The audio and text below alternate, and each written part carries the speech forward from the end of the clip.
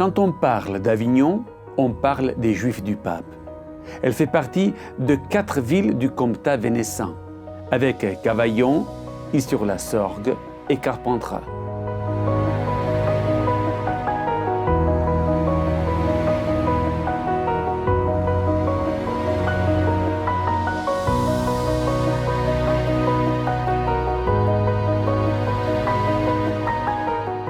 Bonjour Bernard, enchanté de nous avoir accueillis ici à Avignon, dans une des communautés plus anciennes et plus importantes, au moins, c'est sûr, du sud de la France. Et donc, je suis curieux, je veux connaître un peu cette histoire. Qu'est-ce que tu peux me raconter? Alors, cette histoire donc, que je peux vous raconter, c'est que la communauté d'Avignon existe, on va dire, pratiquement depuis, même avant, on pense, avant la destruction du Second Temple. Donc, il y a une présence juive qui est avérée donc, ici, dans la Provence, vers Arles, vers Avignon, parce que les Romains donc, avaient des fournisseurs donc, qui étaient des marchands, et les marchands, c'était des marchands juifs donc, qui fournissaient et qui suivaient l'armée romaine.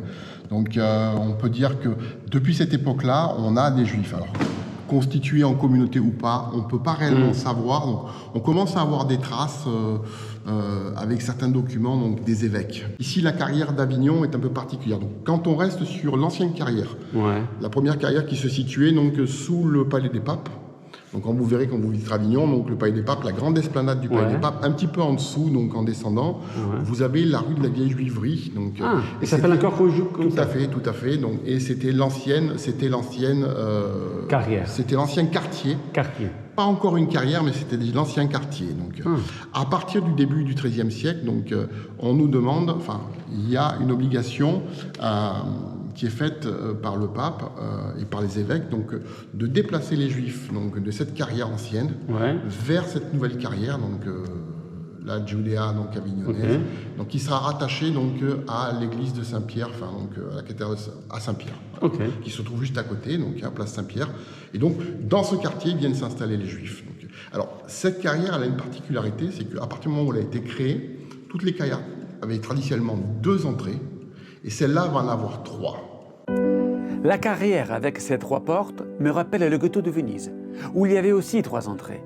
On peut changer les noms, mais le concept est le même. Enfermer les Juifs pour les contrôler.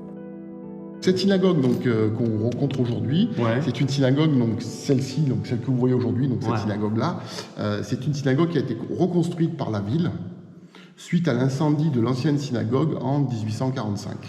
L'incendie a eu lieu donc puisque les femmes étant montées à l'étage, le sous-sol étant toujours disponible, le sous-sol avait été loué à un marchand, donc, et le feu a pris dans le sous-sol, il a embrasé tout l'immeuble, et toute la synagogue a pris feu.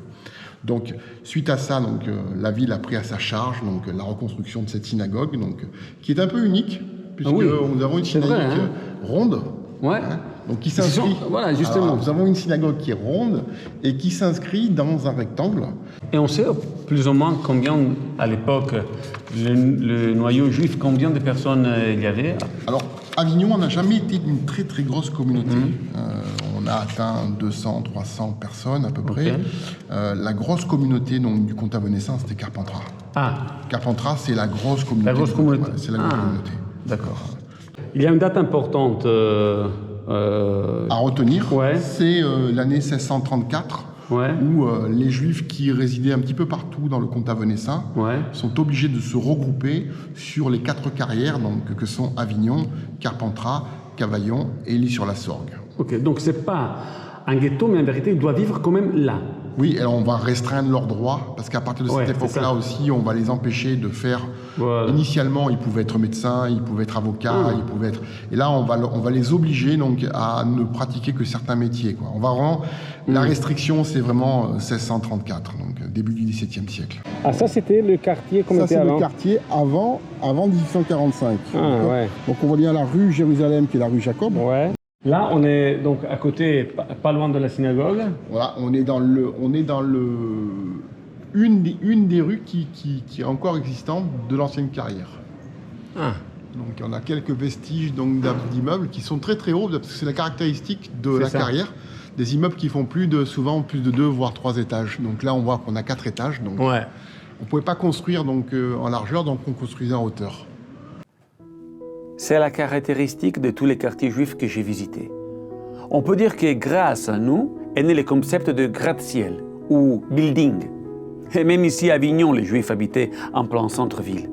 Et même l'ancien cimetière était situé au cœur de la carrière à Place Pignotte. Dès 1791, le cimetière ne pouvait plus être en ville. Et depuis, il se trouve hors mur. Le pape d'Avignon, Clément V, n'interdit pas le judaïsme. Et c'est la raison pour laquelle beaucoup de Juifs de Provence s'installent dans le Comtat vénécin. Et ils deviennent les Juifs du pape.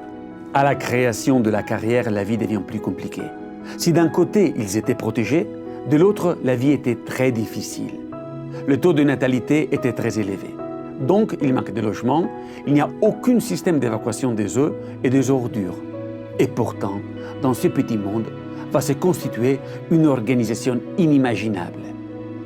Depuis, les Juifs sont présents à Avignon. Et je vais rencontrer le rabbin pour connaître la vie communautaire d'aujourd'hui. Bonjour Rav Levin. Bonjour. Je suis très content vraiment d'être ici à Avignon dans votre synagogue magnifique, unique dans son genre, parce que ronde comme ça, etc. Mais ça m'intéresse surtout parler de la vie juive à Avignon.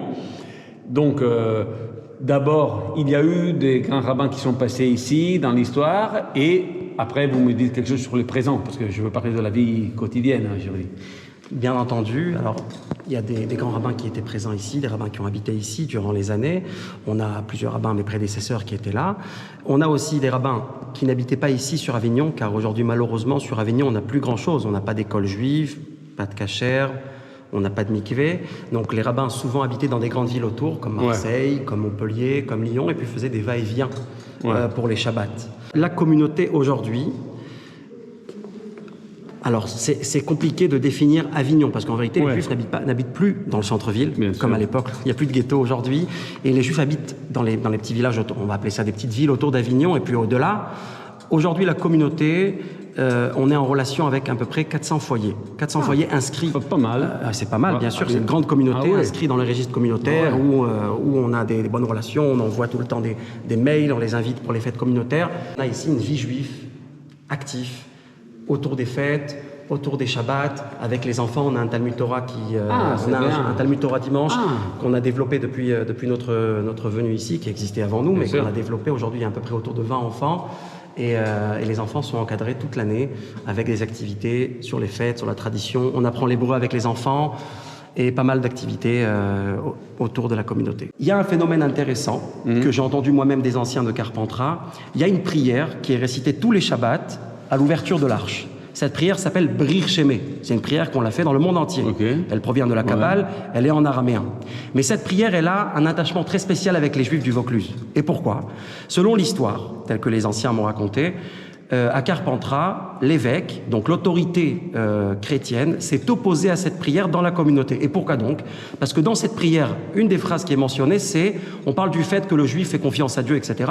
Et il ne fait pas confiance aux humains, et notamment pas confiance aussi aux anges. Mais l'expression qui est rapportée dans le texte, c'est les enfants de Dieu. Or pour les chrétiens, les enfants de Dieu, ça a un autre sens. Donc du coup, c'était un mépris envers, entre guillemets, les personnes qui représentaient leur religion. Donc c'est pour ça que le christianisme s'est opposé que dans les communautés juives du Vaucluse, on récite cette prière pendant l'ouverture de l'Arche. Pendant des années, peut-être même des dizaines, des centaines d'années peut-être, cette prière a été supprimée sous l'autorité papale, a été supprimée des communautés jusqu'à le moment où, doucement, l'autorité s'est retirée et on a pu réinstaurer cette prière comme dans toutes les communautés juives du monde entier. Là, tu sors un objet qui est sacré, très important et très ancien. Très ancien. Alors, on n'a pas vraiment de date exacte. On ne sait pas de quand il date. Une des choses qui peut nous prouver aussi que c'est un Sefer Torah qui n'est pas récent, c'est le fait qu'on a ici des phénomènes qui n'existent plus aujourd'hui dans nos Sefer Torah. Un exemple, un mot qui apparaît entre deux lignes. Aujourd'hui, avec les systèmes qu'on a de correction, on peut facilement éplucher un peu le Sefer Torah et réécrire la ligne. Or, à l'époque, le matériel était moins important et on n'avait pas, le système au point comme on l'a aujourd'hui. Donc du coup, on devait alterner des solutions qui existent dans la halakha, mais qu'aujourd'hui, on n'en fait plus usage. Ils m'ont donné pour quelques secondes un trésor d'Avignon, un Sefer Torah de presque 200 ans et même plus. Donc, c'est un cadeau, un grand cadeau, de le pouvoir tenir dans les mains. Je quitte Avignon et je me dirige vers les autres villes du Comtat vénécent.